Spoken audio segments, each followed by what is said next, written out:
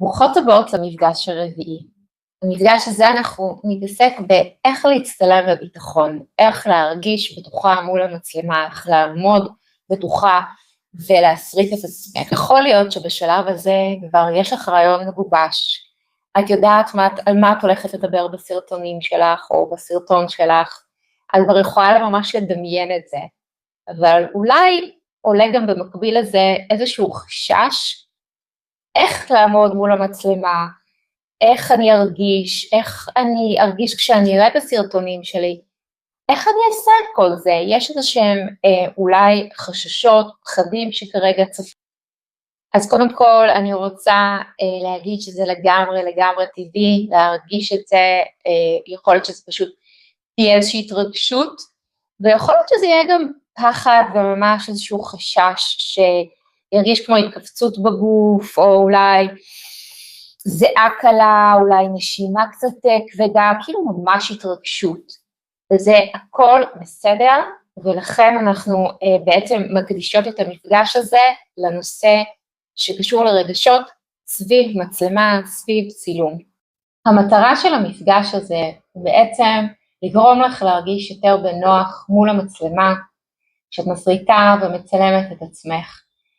ולהוריד, להפחית את רמת הביקורת והשיפוטיות שלך כלפי עצמך.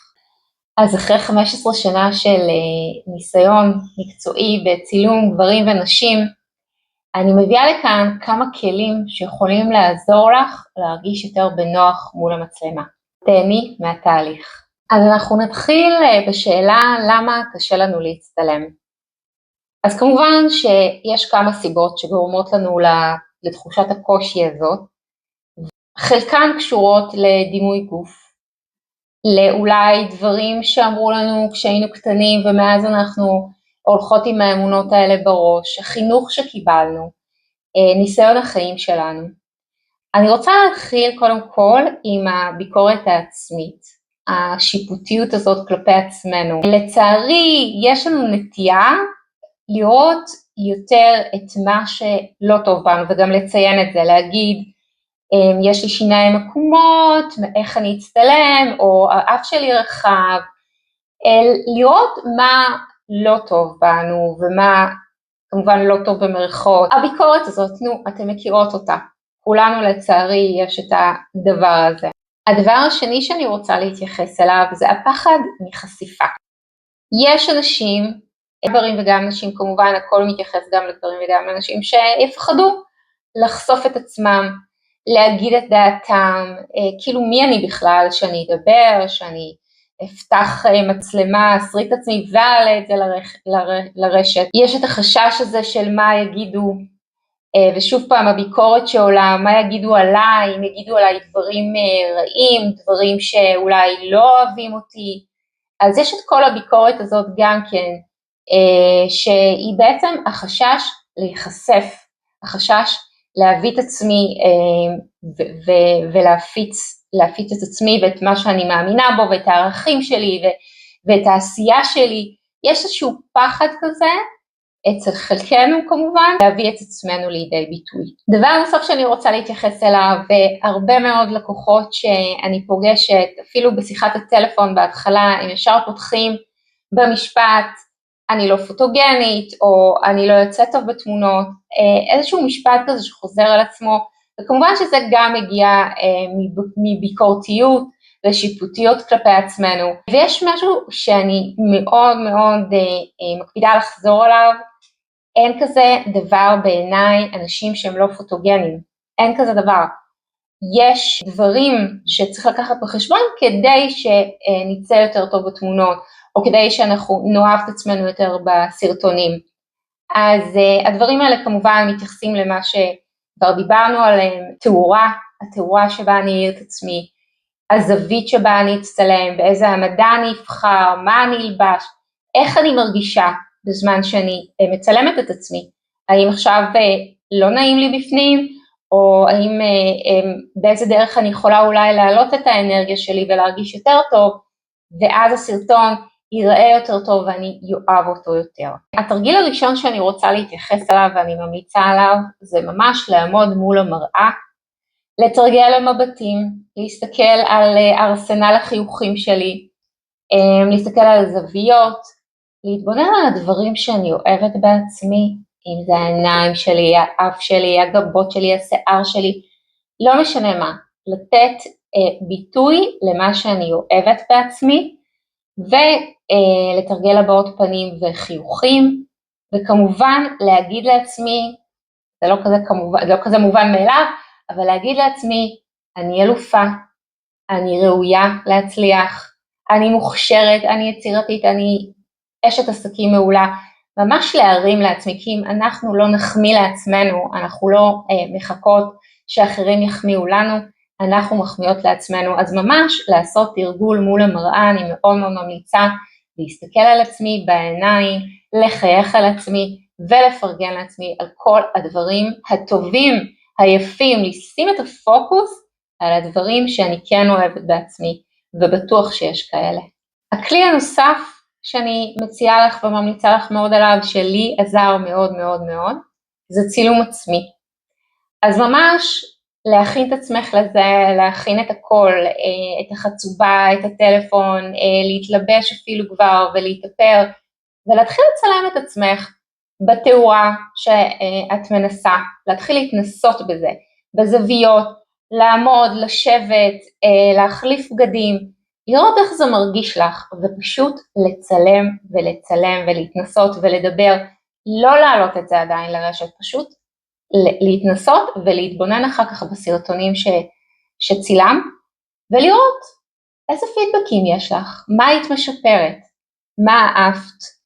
מה היית עושה אחרת. היתרון בזה שאת מצלמת את עצמך בעצמך, שאין אף אחד שאולי אומר לך די נגמר הזמן, אין אף אחד שמסתכל עלייך, שלפעמים זה מביך אנשים, פשוט להתנסות ללא חשש מביקורת של מישהו אחר. הכלי הבא שאני רוצה להציע לך זה ליהנות מהתהליך, להבין שאת עכשיו בתהליך של למידה, של התנסות, וככל שתתנסי יותר,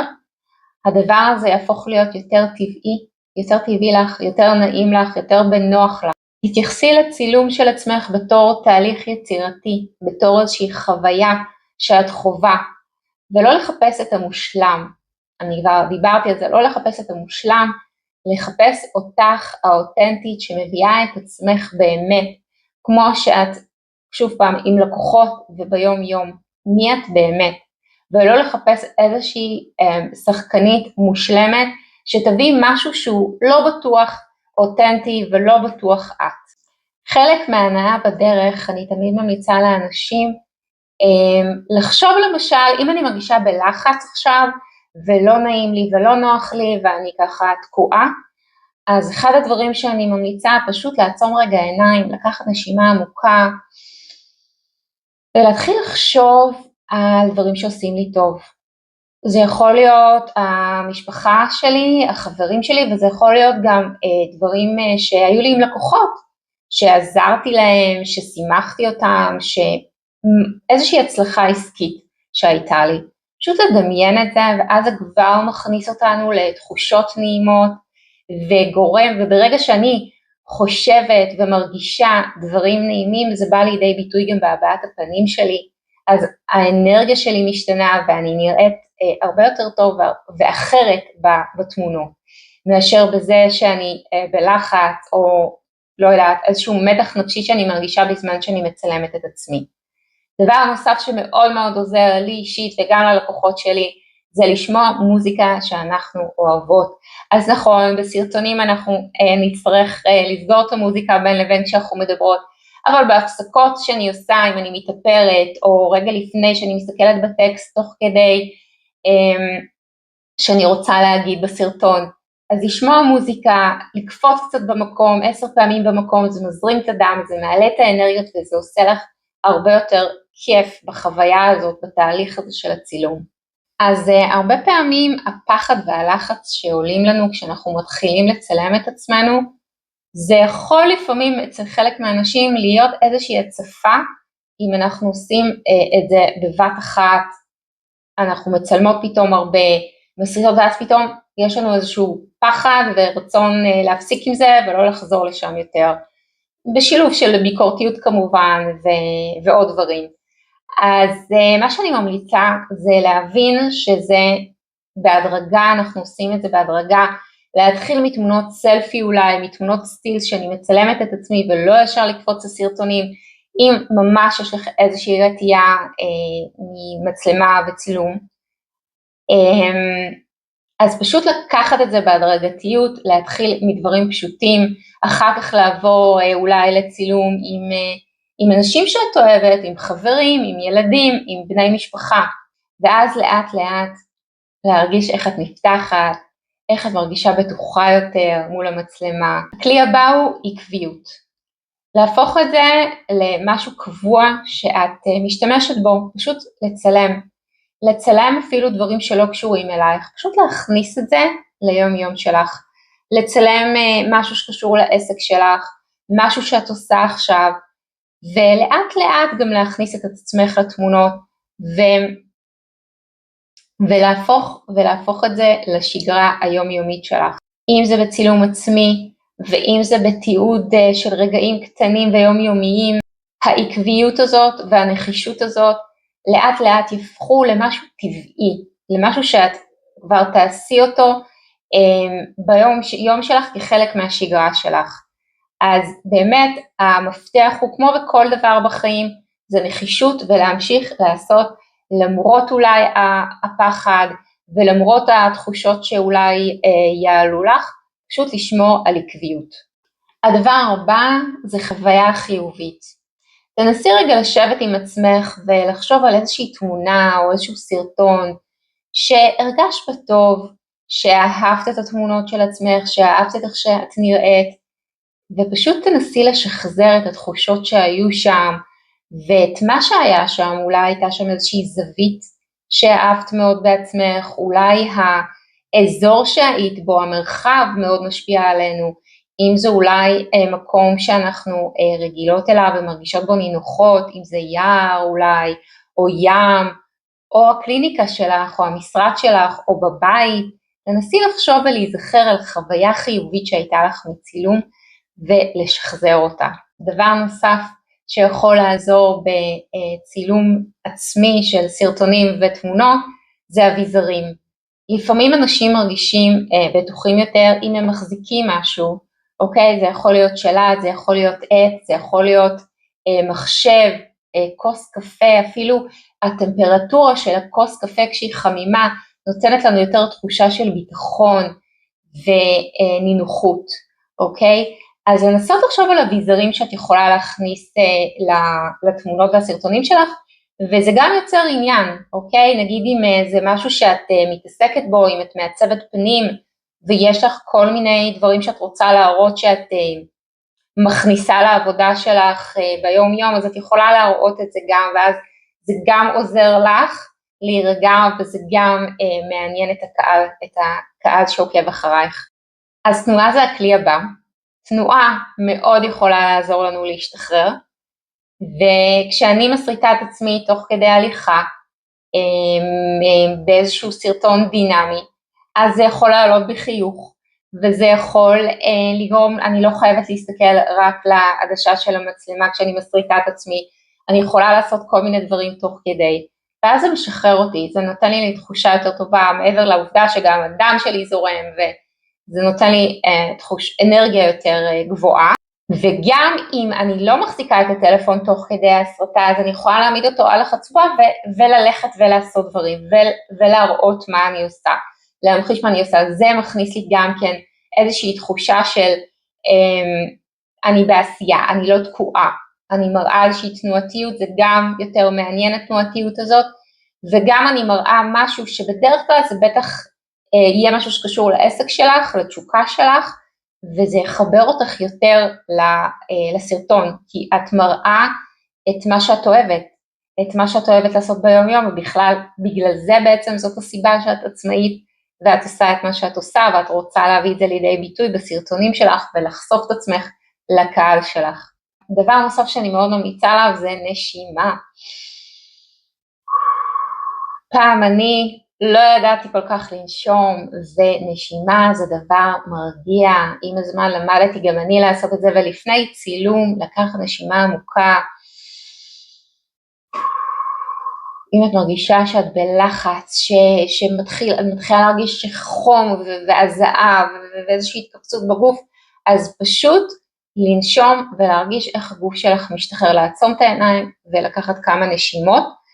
ולהרגיש את הנינוחות בכל הגוף. אפשר לעשות גם תנועות ידיים כלילות, של כאילו למעלה למטה, כאילו ממש,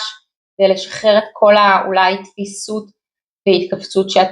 תרגישי אולי בגוף, וגם זה לא בטוח, אבל זה עוד איזשהו כלי שאפשר, ואני משתמשת בו ביום יום, גם על עצמי לפעמים, וגם על לקוחות שלי. אז לסיכום אני רוצה להזכיר שאין דבר כזה מושלם, ואנחנו רוצות להתחבר לעצמנו ולאמת שבנו, פחות להשוות אותנו לאחרים, למה שאנחנו רואות אולי ברשת שנראה לנו מדהים ומושלם ויפה, פחות, יותר להתחבר לעצמנו, להביא בדיוק את מי שאנחנו, ולזכור שגם הצחקוקים והדברים הטבעיים שיוצאים מאיתנו, זה באמת מה שמחבר אותנו ללקוחות שלנו, לקהל שלנו, כי הם רואים את האמת, הם רואים את האותנטיות, הם לא רואים איזה משהו מזויף או מושלם מדי, וזה מה שגורם לחיבור. ודבר אחרון שאני רוצה להזכיר, זה להמשיך להתנסות, להיות נחושה בדעתך ולהתמיד. אלה המפתחות להצלחה, בהצלחה רבה. ביי.